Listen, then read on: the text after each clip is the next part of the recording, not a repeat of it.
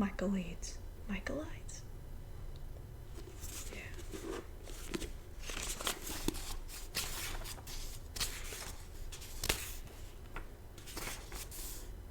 Prologue.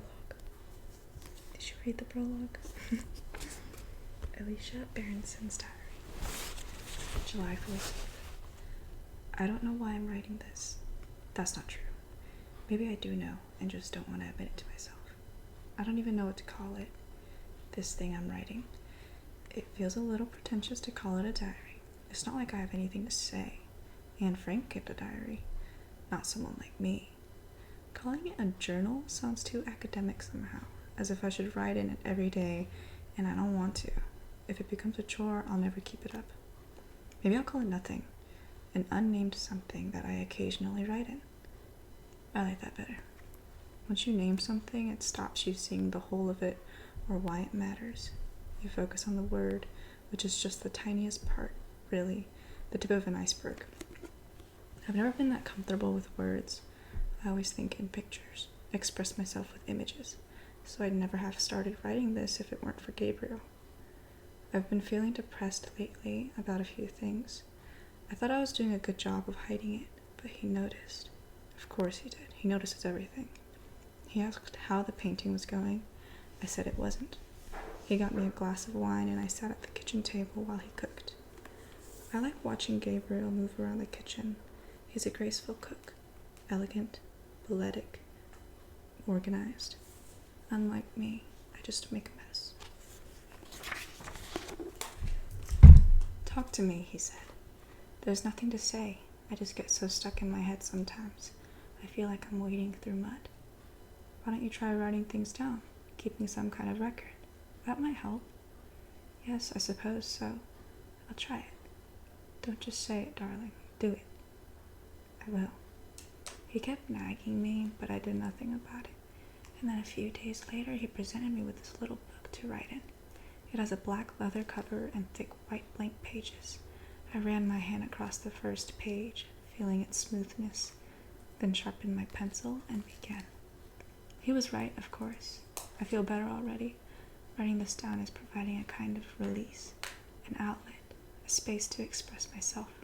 A bit like therapy, I suppose. Gabriel didn't say it, but I could tell he's concerned about me.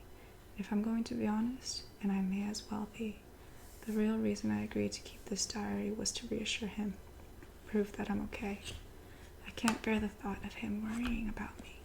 I don't ever want to cause him any distress or make him unhappy or cause him pain. I love Gabriel so much. He is without doubt the love of my life. I love him so totally, completely. Sometimes it threatens to overwhelm me. Sometimes I think, no, I won't write about that. This is going to be a joyful record of ideas and images that inspire me artistically, things that make a creative impact on me. I'm only going to write positive, happy, normal thoughts. No crazy thoughts allowed. Part 1. He that has eyes to see and ears to hear may convince himself that no mortal can keep a secret. If his lips are silent, he chatters with his fingertips. Betrayal oozes out of him at every pore. Sigmund Freud, in Introductory Lectures on Psychoanalysis. Chapter 1. Alicia Berenson was 33 years old when she killed her husband. They had been married for 7 years. They were both artists. Alicia was a painter, and Gabriel was a well-known fashion photographer. He had a distinctive style, shooting semi-starved, semi-naked women in strange, unflattering angles. Since his death, the price of his photographs has increased astronomically. I find his stuff rather slick and shallow, to be honest. It has none of the visceral quality of Alicia's best work. I don't know enough about art to say whether Alicia Berenson will stand the test of time as a painter. Her talent will always be overshadowed by her notoriety, so it's hard to be objective, and you might well accuse me of being biased. All I can offer is my opinion for what it's worth, and to me, Alicia was a kind of genius. Apart from her technical skill, her paintings have an uncanny ability to grab your attention by the throat, almost, and hold it in a vice-like grip. Gabriel Berenson was murdered 6 years ago. He was 44 years old.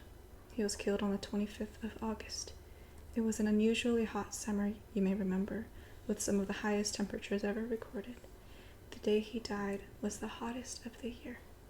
On the last day of his life, Gabriel rose early. A car collected him at 5:15 a.m. from the house he shared with Alicia in northwest London, on the edge of Hampstead Heath, and he was driven to a shoot in Shoreditch. He spent the day photographing models on a rooftop for Vogue. Not much is known about Alicia's movements. She had an upcoming exhibition and was behind with her work. It's likely she spent the day painting in the summer house at the end of the garden, which she had recently converted into a studio. In the end, Gabriel's shoot ran late, and he wasn't driven home until 11 p.m. Half an hour later, their neighbor, Barbie Hellman, heard several gunshots.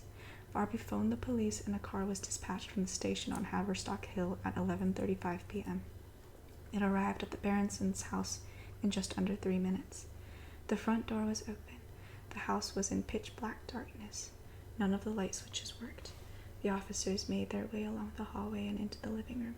They shone torches around the room, illuminating it in intermittent beams of light.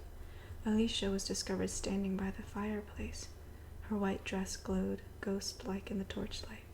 Alicia seemed oblivious to the presence of the police. She was immobilized, frozen, a statue carved from ice, with a strange, frightened look on her face as if confronting some unseen terror. A gun was on the floor. Next to it, in the shadows, Gabriel was seated, motionless, bound to a chair with wire wrapped around his ankles and wrists. At first, the officers thought he was alive. His head lolled slightly to one side as if he were unconscious. Then a beam of light revealed Gabriel had been shot several times in the face. His handsome features were gone forever, leaving a charred, blackened, bloody mess. The wall behind him was sprayed with fragments of skull, brains, hair, and blood. Blood was everywhere, splashed on the walls, running in dark rivulets along the floor, along the grain of the wooden floorboards. The officers assumed it was Gabriel's blood, but there was too much of it, and then something glinted in the torchlight. A knife was on the floor by Alicia's feet. Another beam of light revealed the blood splatters on Alicia's white dress. An officer grabbed her arms and held them up to the light. There were deep cuts across the veins in her wrists, fresh cuts, bleeding hard. Alicia fought off the attempts to save her life. It took 3 officers to restrain her. She was taken to the Royal Free Hospital, only a few minutes away. She collapsed and lost consciousness on the way there. She had lost a lot of blood, but she survived. The following day, she lay in bed in a private room at the hospital. The police questioned her in the presence of her lawyer. Alicia remained silent throughout the interview. Her lips were pale, bloodless. They fluttered occasionally but formed no words, made no sounds. She answered no questions. She could not, would not, speak. Nor did she speak when charged with Gabriel's murder. She remained silent when she was placed under arrest, refusing to deny her guilt or confess it. Alicia never spoke again. Her enduring silence turned this story from a commonplace domestic tragedy into something far grander, a mystery, an enigma that gripped the headlines and captured the public imagination for months to come. Alicia remained silent, but she made one statement, a painting. It was begun when she was discharged from the hospital and placed under house arrest before the trial. According to the court-appointed psychiatric nurse, Alicia barely ate or slept. All she did was paint. Normally, Alicia labored weeks, even months, before embarking on a new picture, making endless sketches, arranging and rearranging the composition, experimenting with color and form. A long gestation followed by a protracted birth as each brushstroke was painstakingly applied. Now, however, she drastically altered her creative process, completing this painting within a few days of her husband's murder. And for most people, this was enough to condemn her. Returning to the studio so soon after Gabriel's death betrayed an extraordinary insensitivity, the monstrous lack of remorse of a cold-blooded killer. Perhaps. But let us not forget that while Alicia Berenson may be a murderer, she was also an artist. It makes perfect sense, to me at least, that she would pick up her brushes and paints and express her complicated emotions on canvas. No wonder that, for once, painting came to her with such ease, if grief can be called easy. The painting was a self-portrait.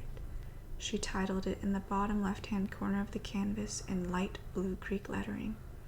One word, Alcestis.